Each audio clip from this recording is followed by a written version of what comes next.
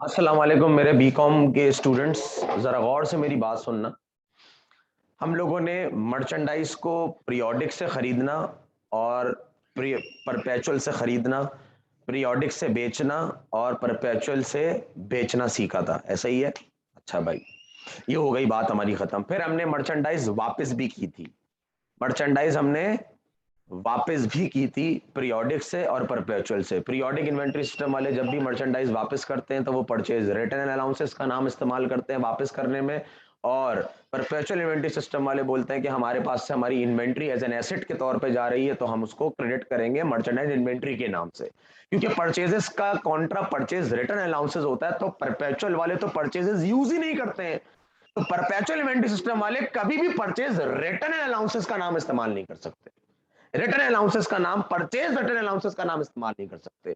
जब मर्चेंडाइज आएगी तो मर्चेंडाइज के नाम से आएगी, और जब मर्चेंडाइज जाएगी तो मर्चेंडाइज इन्वेंटोरी के नाम से ही जाएगी। पीरियोडिक वाले खरीदते हैं तो परचेजेस, और जब वापस करते हैं सामान खराब हुआ हुआ तो उसको परचेज एंड रिटर्न अलाउंसेस के नाम से रिकॉर्ड करते हैं। ठीक है, अब उल्टा सिनेरियो जरा गौर से सुनना आज की क्लास में। जब भी आप मर्चेंडाइज बेचेंगे बेचेंगे तो ऐसा भी तो हो सकता है ना कि अगर कस्टमर आपको सामान वापस कर रहा है, अगर कस्टमर आपको सामान वापस कर रहा है, अगर कस्टमर आपको सामान वापस कर रहा है, लास्ट क्लास में तो आपने खरीदा हुआ सामान वापस किया था ना। अब ऐसा भी तो सकता है आप सेलर हो, दुकान वाले हो, आपने सामान बेचा कस्टमर को और आपकी तरफ से सामान गलत चला गया तो कस्टमर आपको वापस कर देगा। जब सामान कस्टमर वापस करता है तो उसको बोलते हैं सेल्स रिटर्न एंड अलाउंसेस। क्या बोलते हैं? Sales return allowances. याद रखना, मैं खरीदने वाले सामान को वापस करने की बात नहीं कर रहा हूं। मैं एज अ दुकानदार इस वक्त यहां पे सामान बेच रहा हूं, और उसमें से अगर कोई सामान खराब आ जाए तो कस्टमर मुझे सामान वापस कर रहा है। दोबारा बोल रहा हूं मैं, गौर से कान बड़े कर लो, गौर से सुनो। मैं सेलर हूं, बेचने वाला हूं, मैं बेचने वाला हूं। मैंने सामान बेचा, मैंने सामान बेचा, मर्चेंडाइज को सेल्स की, मैंने मर्चेंडाइज की सेल्स की, मैंने मर्चेंडाइज सोल्ड कर दी, मैंने मर्चेंडाइज बेच दी। तो ऐसा भी तो हो सकता है ना, मैं भी इंसान का बच्चा हूं यार, गलती तो इंसान से हो जाती है, कि क्या पता मैंने जो सामान बेचा हो उसमें से कुछ सामान खराब निकल आया हो, तो कस्टमर मुझे भी तो रिटर्न कर सकता है सामान। तो मैं अपने पास रिकॉर्डिंग क्या करूंगा?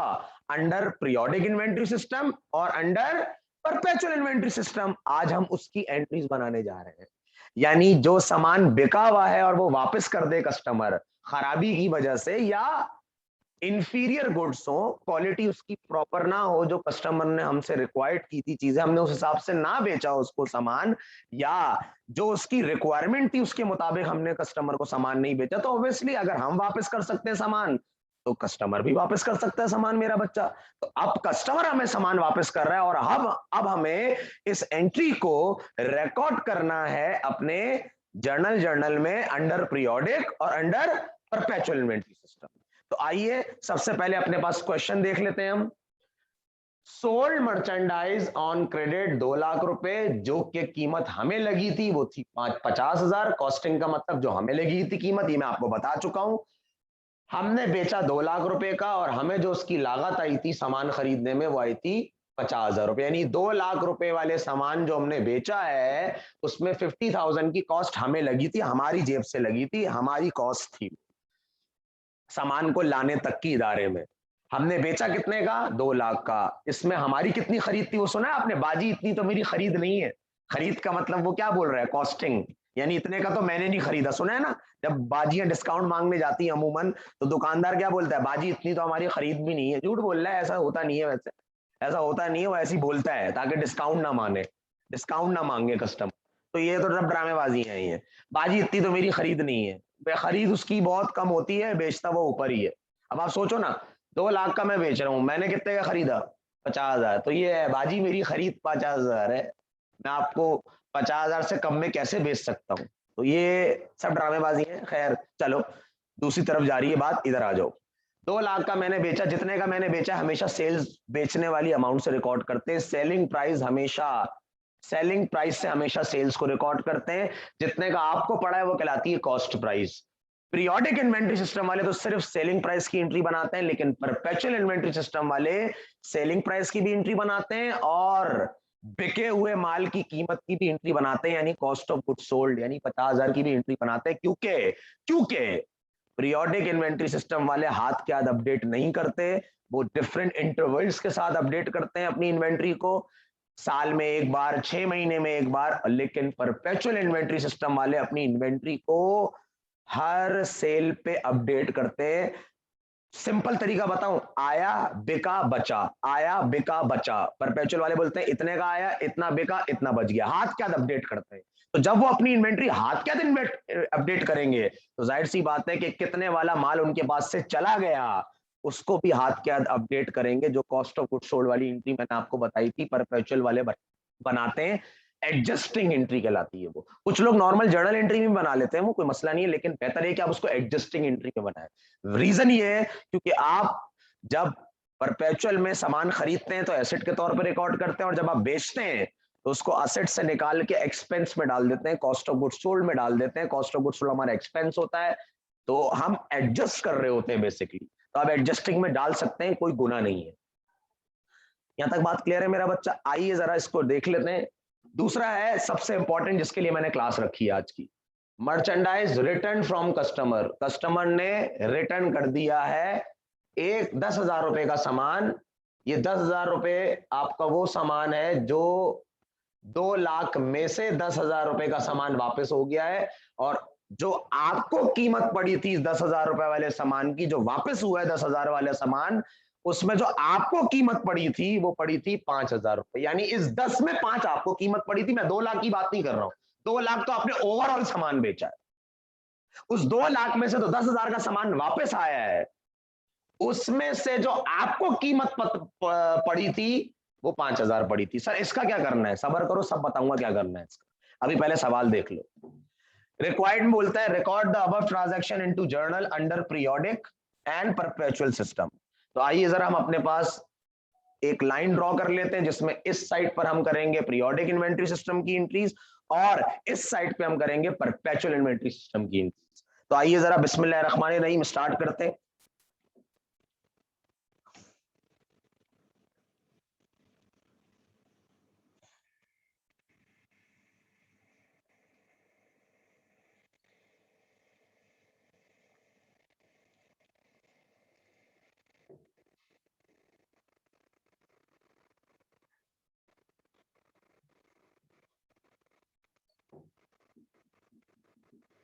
इसको हम अज्यूम करते हैं पीरियोडिक, और इसको अच्छा प्रॉपर जर्नल आप लोग बना लीजिएगा। जर्नल का ढांचा आपको बनाना आता है, डेट, पर्टिकुलर, पोस्टिंग, रेफरेंस और डेबिट और क्रेडिट। सबसे पहले हमने मर्चेंडाइज बेची है। पीरियोडिक वाले बोलते हैं जो सेलिंग प्राइस हम उसी की एंट्री बनाते हैं। परपेचुअल वाले क्या बोलते हैं? सेलिंग प्राइस की भी हम एंट्री बनाते हैं, और जितने का हमें सामान पड़ा है उसकी भी एंट्री हम बनाते हैं। पीरियोडिक वाले सिर्फ बेचने वाले अमाउंट की एंट्री बनाते हैं। 2 लाख का आपने बेचा और उधार पे बेचा है।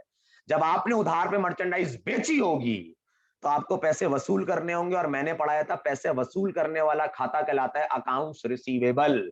अकाउंट्स रिसीवेबल हमारा एसेट होता है। क्यों एसेट होता है? क्योंकि account receivable convertible into cash होता है, पैसा मिलना है ना आपको। और एसेट की डेफिनेशन क्या है? Anything which is equivalent to cash और convertible into cash. Anything which you own, आपकी मिल्कियत है ना वो पैसा, उसकी थोड़ी है। वो तो आपको देगा पैसे, तो वो तो आपका राइट है, आपका कंट्रोल है उस पैसे के ऊपर, तो आपका एसेट है ये। अकाउंट रिसीवेबल वाला एसेट बढ़ जाएगा, accounts receivable debit. Increase in asset, asset जब बढ़ता है तो हम उसको डेबिट करते हैं, मैंने पढ़ाया था rules of debit and credit. Accounts receivable debit 2 lakh, और सेल्स हमारा रेवेन्यू होता है, रेवेन्यू जब बढ़ता है तो हम उसको क्रेडिट करते हैं, इनकम होती है हमारी। 2 लाख नरेशन लिख देंगे टू रिकॉर्ड सेल्स, हमारा रेवेन्यू बढ़ा क्रेडिट, अकाउंट रिसीवेबल हमारा एसेट बढ़ा debit, rules of debit and credit to record sold merchandise on credit. उधार पे बेची है मर्चेंडाइज। अगर कैश पे बेचा होता तो अकाउंट रिसीवेबल की जगह मैं कैश वाला एसेट आ रहा होता, कैश डेबिट कर देता, लेकिन उधार पे बेचा तो अकाउंट रिसीवेबल। अच्छा भाई, ये लोग भी एंट्री बनाएंगे 2, एक तो सेलिंग प्राइस की एंट्री बनाएंगे, और क्योंकि परपेचुअल वाले हाथ क्या इन्वेंट्री अपडेट करते हैं तो उनको अपनी कॉस्ट वाली कीमत से भी लेना देना होता है कि हमारे पास से 50 वाली इन्वेंट्री चली गई जो कि हमने 2 लाख की बेची थी। तो पहले तो ये 2 एंट्री बनाएंगे। एक बनाएंगे एंट्री अकाउंट रिसीवेबल डेबिट, जो कि सेम होगी ये वाली, अकाउंट रिसीवेबल डेबिट और सेल्स क्रेडिट, वही सेलिंग प्राइस से। और परपेचुअल वाली एक और एंट्री बनाएंगे, नरेशन सेम होगी तो मैंने लिख नहीं रहा दोबारा, और एक और एंट्री बनाएंगे जो कि एक छोटे से जर्नल में बनाएंगे, और उस जर्नल का नाम होगा जर्नल एडजस्टिंग। Journal adjusting. जब भी सामान बेचते हैं वो तो याद रखना, जो बिका हुआ माल होता है उसको वो असेट से निकाल के एक्सपेंस में डाल देते हैं, उसी कीमत के मुताबिक जो उसको पड़ी होती है, यानी हमें पड़ी होती है। हमें कितने की पड़ी थी? 2 लाख रुपए वाली माल 50,000 रुपए का, तो हम एंट्री बनाएंगे cost of goods sold debit. बिके हुए माल की कीमत कहलाती है cost of goods sold. Cost of goods sold हमारा एक्सपेंस होता है, एक्सपेंस जब बढ़ता है तो डेबिट। और हमारे पास से मर्चेंडाइज 50,000 वाली चली गई, merchandise inventory as an asset कम होने के तौर पे क्रेडिट।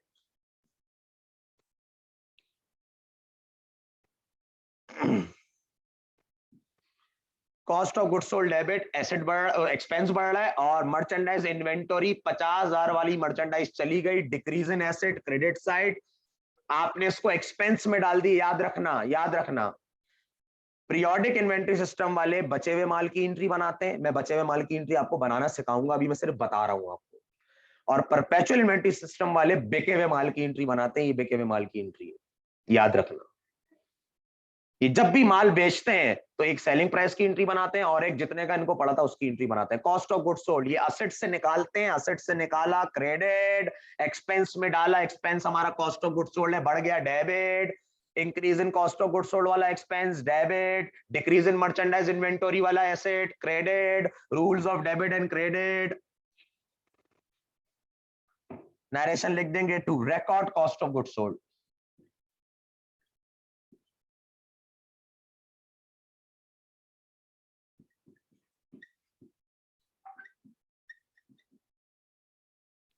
अब मजेदार एंट्री है, गौर से देखना।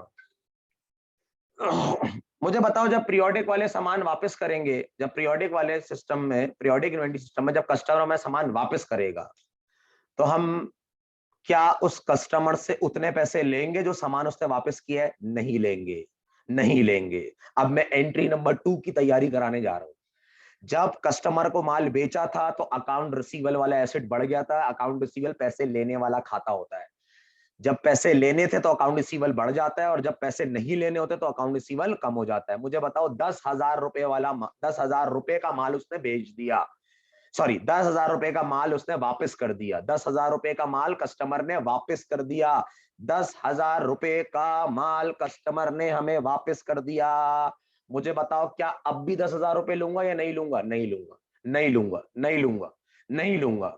मुझे बताओ, जब मैं मर्चेंडाइज बेच रहा था तो मेरी आमदनी बढ़ी थी सेल्स वाली, यस और नो? अब जब मर्चेंडाइज वापस होगी तो मेरी आमदनी कम हो जाएगी, हाँ या ना? हाँ सर, कम हो जाएगी आमदनी, क्योंकि 10,000 रुपए का माल उसने वापस कर दिया।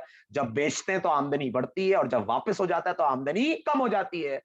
जब भी मर्चेंडाइज वापस होती है तो हम अकाउंटिंग में उसको सेल्स रिटर्न एंड अलाउंसेस के नाम से लिखते हैं। Sales return and allowances. Purchase return allowances मत लिख देना आड़ू।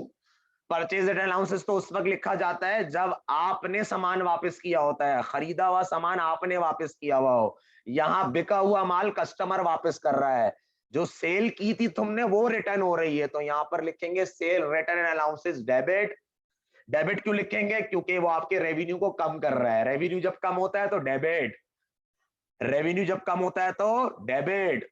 ये सेल्स का कॉन्ट्रा अकाउंट है, सेल्स का कॉन्ट्रा अकाउंट है। सेल्स हमारा रेवेन्यू होता है, रेवेन्यू जब बढ़ता है तो हम क्रेडिट करते हैं। उसका ऑपोजिट, कॉन्ट्रा का मतलब होता है ऑपोजिट, उसका जो ऑपोजिट अकाउंट है वो है सेल्स रिटर्न एंड अलाउंसेस। तो अगर बताओ, सेल्स जब बढ़ती है, रेवेन्यू क्रेडिट होती है, तो उसका ऑपोजिट क्या होगा? डेबिट, क्योंकि क्रेडिट का ऑपोजिट है डेबिट और डेबिट का ऑपोजिट है क्रेडिट।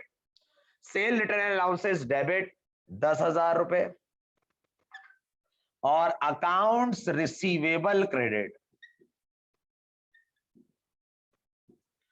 10,000 रुपए।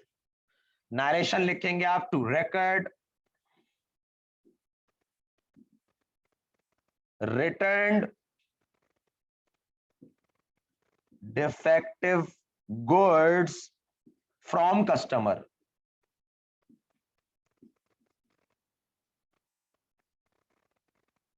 आप ये भी लिख सकते हैं, आप ये भी लिख सकते हैं, to record merchandise return from customer, to record merchandise return from customer, to record defective merchandise return from customer. Narration तो डायलॉग आप कुछ भी लिख सकते हैं, एक्सप्लेनेशन है, कुछ भी लिख सकते हैं आप, और उसका सेंस बन रहा हो इस एंट्री से। दोबारा आ रहा हूं, अकाउंट रिसीवेबल वाला एसेट कम हो गया क्योंकि हमें पैसे नहीं लेने, अभी बताया था। क्रेडिट, एसेट जब कम होता है तो क्रेडिट। सेल रिटर्न अलाउंसेस आपके रेवेन्यू को कम कर रहा है, जब रेवेन्यू कम होता है तो हम उसको डेबिट करते हैं। तो sale return allowances is a contra of sales, sales revenue है बढ़ेगा, क्रेडिट। सेल्स को कम करने वाला sale return allowances, debit nature है हमेशा इसकी, याद रखना। क्लियर है मेरा बच्चा? ये तो हो गई पीरियोडिक से एंट्री। अब आ जाओ परपेचुअल वाले गेम क्या करेंगे, गौर से देखना। परपेचुअल वाले एक तो एंट्री ये वाली बनाएंगे, क्योंकि सेल्स ये भी रिकॉर्ड करते हैं तो उसका कॉन्ट्रा ये भी रिकॉर्ड करेंगे, यानी एक तो एंट्री वो ये वाली बनाएंगे, और एक एंट्री वो बनाएंगे जो कि कॉस्ट वाला सामान 5,000 रुपए का वापस हुआ है। याद रखना, कॉस्टिंग से जो है ना सिर्फ परपेचुअल का ताल्लुक होता है, कॉस्टिंग से हमेशा परपेचुअल का ताल्लुक होता है, पीरियोडिक से नहीं होता। सही है, पीरियोडिक वालों से नहीं होता, क्योंकि पीरियोडिक वाले हाथ के हाथ कॉस्ट कैलकुलेट करते भी नहीं है। क्लियर है मेरा बच्चा? वो मंथ एंड पे करते हैं, सॉरी ईयर एंड पे करते हैं, 6 महीने बाद करते हैं, 4 महीने बाद करते हैं, इस तरीके से करते हैं, क्वार्टरली बेसिस पे करते हैं, एनुअली बेसिस पे करते हैं, सेमी एनुअली बेसिस पे करते हैं। ये परपेचुअल इन्वेंट्री सिस्टम वाले क्या करते हैं, हाथ के हाथ अपडेट करते हैं अपनी इन्वेंट्री को। परपेचुअल का मतलब ही है कंटिन्यूअस अपडेट करना, हाथ के हाथ मुस्तकिल अपडेट करना। तो अब देखना जरा एंट्री में क्या बनाऊंगा, और से देखना। अच्छा ये मैं मिटा रहा हूं, मेरे पास जगह नहीं है, सही है, और से देखना। मैं एंट्री नंबर 2 पर आ गया, ये पीरियोडिक की एंट्री नंबर 2 है और ये परपेचुअल की एंट्री नंबर 2 है, गौर से देखना। सबसे पहले तो मैं यही एंट्री बनाऊंगा सेम, 10,000 रुपए का सामान वापस हो गया, purchase return and allowances debit, same entry बनेगी। और accounts receivable credit, short form लिख रहा हूं अकाउंट रिसीवेबल का, तुम लिखना नहीं एग्जाम में। नरेशन यूनिट को सेम बनेगी। अब और से सुनना, जब आपने मर्चेंडाइज बेची थी तो आपने एडजस्टिंग एंट्री, अब सोचना गौर से, कॉस्टिंग वाला काम यहां कैसे आएगा। जब आपने मर्चेंडाइज बेची थी तो आपने एंट्री बनाई थी cost of goods sold debit, जब बेची थी, और मर्चेंडाइज इन्वेंट्री क्रेडिट। आपके पास से मर्चेंडाइज चली गई क्रेडिट, और आपने उसको कॉस्ट ऑफ गुड्स सोल्ड वाले एक्सपेंस में डाल दी अपडेट करने के लिए, cost of goods sold debit. लेकिन जब मर्चेंडाइज वापस आएगी तो मुझे बताओ, क्या ये जो एंट्री तुमने बनाई होगी 50,000 की, 50,000 की जो तुमने एंट्री बनाई होगी, जब तक वापस नहीं हुआ था माल, तो तुम समझ रहे थे माल चला गया मेरे पास से और मैंने उसको निकाल के एक्सपेंस में डाल दिया, मर्चेंडाइज इन्वेंट्री क्रेडिट कर दिया मैंने, चला गया मेरे पास से, और मैंने इसको निकाल के इसमें एक्सपेंस में डाल दिया, एक्सपेंस बढ़ा दिया और एसेट कम कर दिया। यही करा था ना मैंने। अब जब माल वापस आ गया तो मुझे बताओ, इस एंट्री को रिवर्स कर दूंगा मैं? हाँ, मैं एंट्री क्या बनाऊंगा, गौर से देखना। मैं बोलूंगा मेरे पास माल आ गया, मर्चेंडाइज इन्वेंटरी डेबिट, एसेट मेरा फिर बढ़ गया, मर्चेंडाइज इन्वेंटरी डेबिट 5,000 से, कॉस्ट वाली एंट्री हमेशा। मर्चेंडाइज इन्वेंटरी मेरे पास वापस आ गई 5,000 रुपए वाली, जो कीमत मुझे लगी थी। मैंने एंट्री बनाई मर्चेंडाइज इन्वेंटरी डेबिट 5,000, और जो मैंने इस 5,000 वाले को एक्सपेंस में डाल दिया होगा, मैंने एक्सपेंस से दोबारा निकाल दिया उसको, क्योंकि जब भी माल बिकता है तो हम ये एंट्री बनाते हैं ना। अब जब वो बिका हुआ माल वापस हो जाएगा तो मैं एंट्री रिवर्स कर दूंगा। मैंने दोबारा एक्सपेंस से निकाल के उसको एसेट में डाल दिया, एसेट में डाला, एसेट बढ़ के डेबिट, एक्सपेंस से निकाला, एक्सपेंस कम हो रहा है, cost of goods sold credit 5,000। यहां पे हम नरेशन लिखेंगे to adjust cost of goods sold, यहां लिखेंगे to adjust cost of goods sold, to adjust cost of goods sold. यहां तक बात क्लियर है मेरा बच्चा? तो ये याद रखना, जब भी सामान वापस होगा तो ये 2 एंट्रियां बनाएगा, और जब भी सामान वापस होगा तो पीरियोडिक वाला 1 एंट्री बनाएगा। ये 2 एंट्री बनाएगा क्योंकि ये हमेशा कॉस्ट को भी साथ साथ लेके चल रहा होता है। क्लियर है? क्योंकि अपडेट कर रहा होता है ना इन्वेंट्री को। क्लियर है मेरा बच्चा? ये मेरे बीकॉम पार्ट 1 वाले बच्चे के लिए लेक्चर था, ये मैंने आपको सेंड कर रहा हूं अब मैं। अब आप प्लीज इसको देख लीजिएगा और कोई क्वेरी हो तो पूछ लीजिएगा मुझे। ठीक है, अल्लाह हाफिज।